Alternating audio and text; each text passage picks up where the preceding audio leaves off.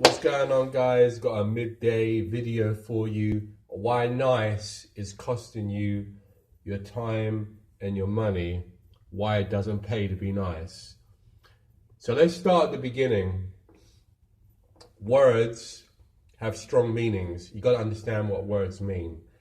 Now, the word nice is an adjective. It can mean pleasant, agreeable, satisfactory. One thing you don't want to be in, pleasant is okay. Agreeable, no. Satisfactory, no. Now, the reason why I'm saying this, I'm going to drill down deeper, and you really want to pay attention, is because you don't want to be nice, okay? Also, fine or subtle, fine, delicate, minute, precise, exact. These are things that you want to be, all right? The opposite is rough and approximate. Well, it's okay to be a little bit of rough, under great frustration lies success, right? And so you could be a rough rock, but there's a diamond, I'm $1 million diamond, baby. I'm a diamond in the rough, but I ain't being found, like that. So let's backtrack. Words have had different meanings over time, and we have to address some of these things because you don't want to be nice. So I'll give you a little bit of word history. So around 500 years ago, when nice was first used in English, it meant foolish or stupid. That's what nice meant. Are you foolish or stupid? Next time someone calls you nice, you're not foolish, you're not stupid. Do you want to be foolish or stupid? I may be wrong from time to time. We're all wrong from time to time. It's okay, but I'm never in doubt. I'm never going to be in doubt. I'm never going to steer you wrong. So surprising as it may seem, since this came from the early, oh, bloody hell. You see, I'm doing a video and this damn thing fell down. But you know what? Who cares about perfection? It's about getting the message out to you guys. Came from the rough French, Latin, meaning ignorant. By the 16th century, the sense of being very particular or finicky had developed. So this goes back to, the word like gay. Back in the day, gay meant happy. All of a sudden, years later, how did the word gay mean like homosexual? Or, that's just messed up, bruv. That ain't right.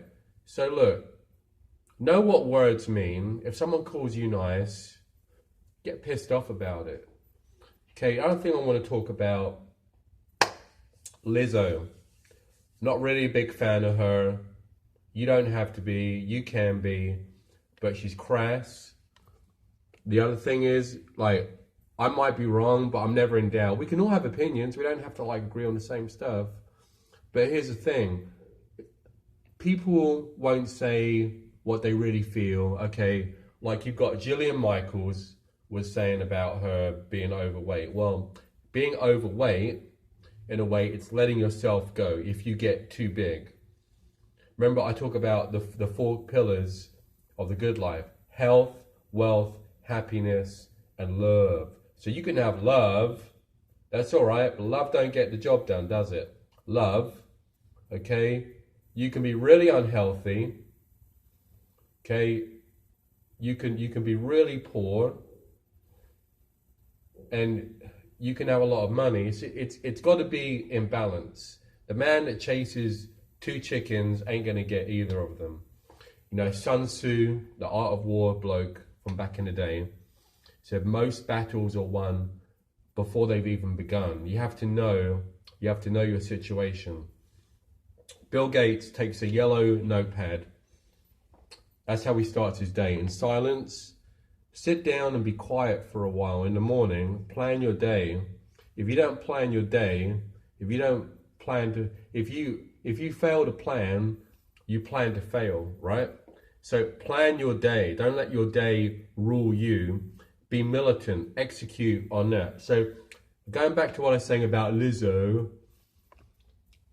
people love to use this word body shaming. Okay, so I'll recognize, maybe she's kind of crass, crude, rude, The things she was doing at basketball shows, showing her bum and all that stuff.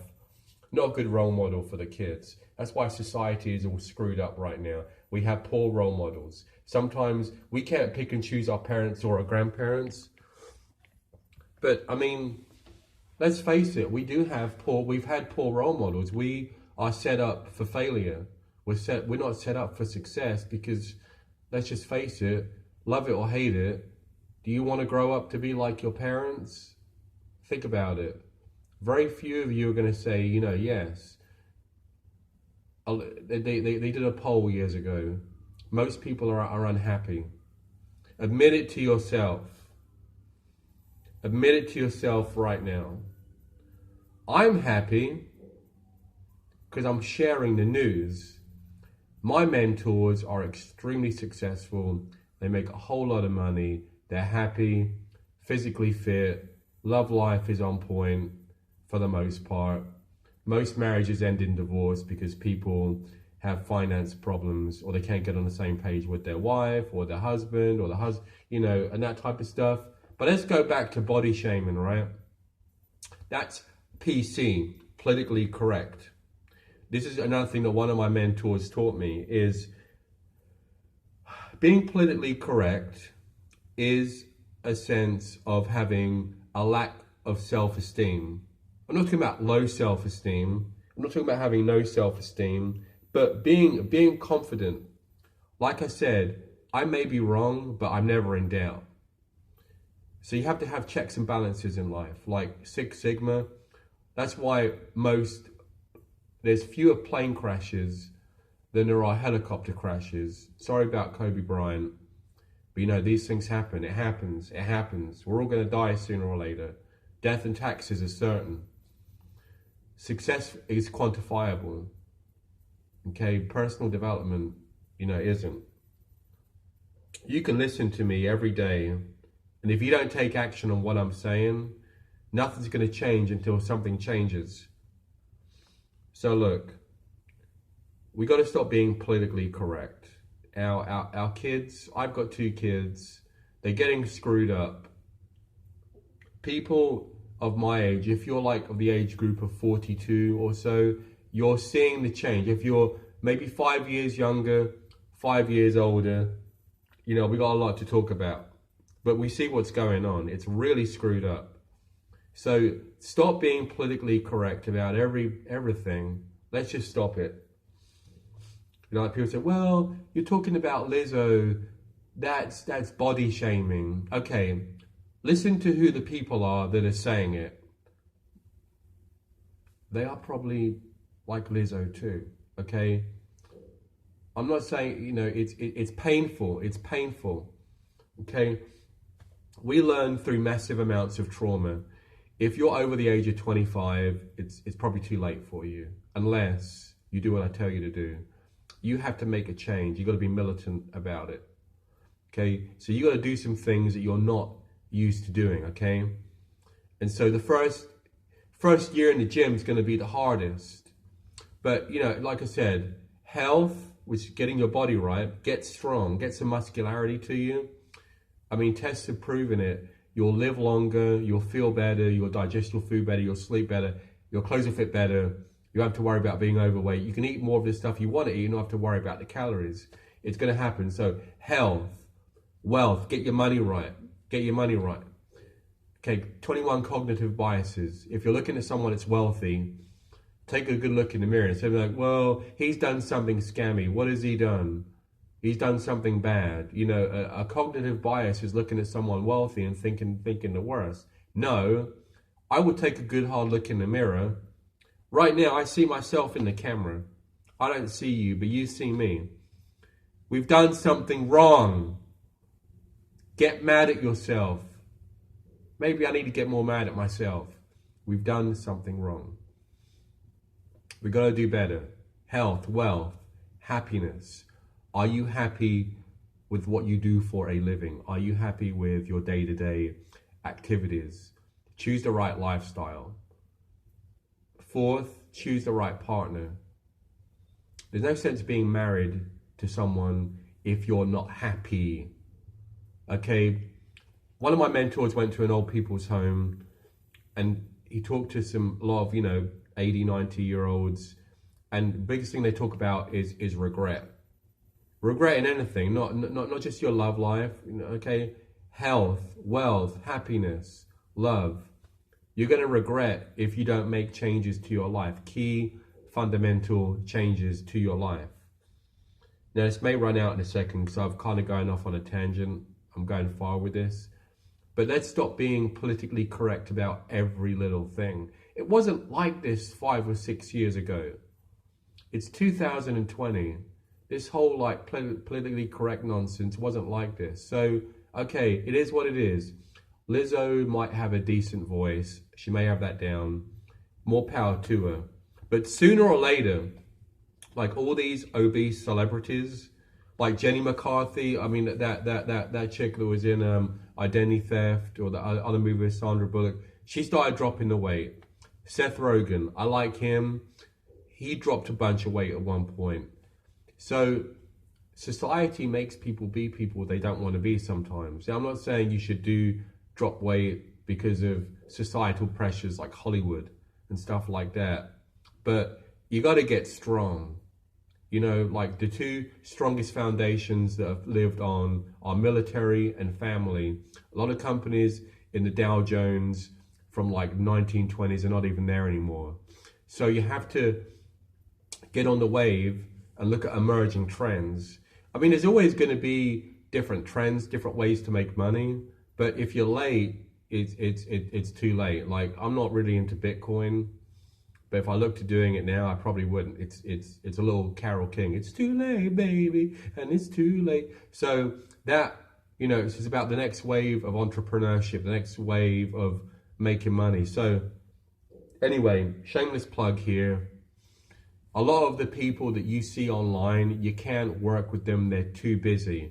But if you want to learn about what I'm doing, we've got people in our team that are making anything from $500 a day to $500 a week, a month, $3,500 a day, a week, a month. I got a Ferrari, and it's at the price of a Ford. Very inexpensive. So if I was to sell you a Ferrari at the price of a Ford, you'll probably buy it. That's what I've got going on. So if you need a plan B, everyone should have a plan B. That doesn't matter if you're a career professional, if you're broke or poor, you got to find the money to get into something. Start some type of enterprise. Network with like-minded people. Joint venture with people. But anyway, if you really want to start working with me, I can put aside time to work with you. But you'll need to click the link below. Go to the website. The password is success. We have a certain way of doing things in our organization. It's by invitation only. And I'll need to talk to you at some point. But I can work with you. At some point, I can teach you. When you start making a little bit of profit, you got to take that money and reinvest it in your business. Not go spend it on a pair of Nikes or a pair of shoes. You have to take the money, put it into a marketing strategy, which I've got a few paid marketing channels, which will work tremendously. Then, when you start getting more money from that, it's like an avalanche. It's like if I said, if you put $5 into something like the Coke machine, you put $1 in there and the Coke machine spits out $5, you'd be doing it all day. Then you want to leverage people that are happy, that just want some stability, and have a team of people making phone calls on your behalf to get your message out there or to help you close business. And so there are a lot of people in third world countries in the Philippines and stuff like that that will work for about $8 an hour. Start with 1 or 2 people. But after that, you just want to keep on. Every time you make money, you want to throw it back in your business. Throw it back in your business. Throw it back in your business. Until you get avalanches of money, reoccurring money, that's so big that the residual income outpasses what you make at your day job. And in that way, you can relax and feel good about what you do for a living. Like, I love my job. I love doing what I do. I'd never think about, leaving. But you got to do something on the side. So we've got to help people. And so I've got some ideas coming up. I'll finish my book in a few weeks. It'll be out there. But, you know, you just got to get into activity. Talk to people that have what you want. Follow people. If you can't talk to them in person, follow them online. But it's going to be limited. You get what you pay for. So I hope this was helpful. I went on a bit of a rant. I normally do. I'll talk to you on the flip side. Hasta la vista, baby.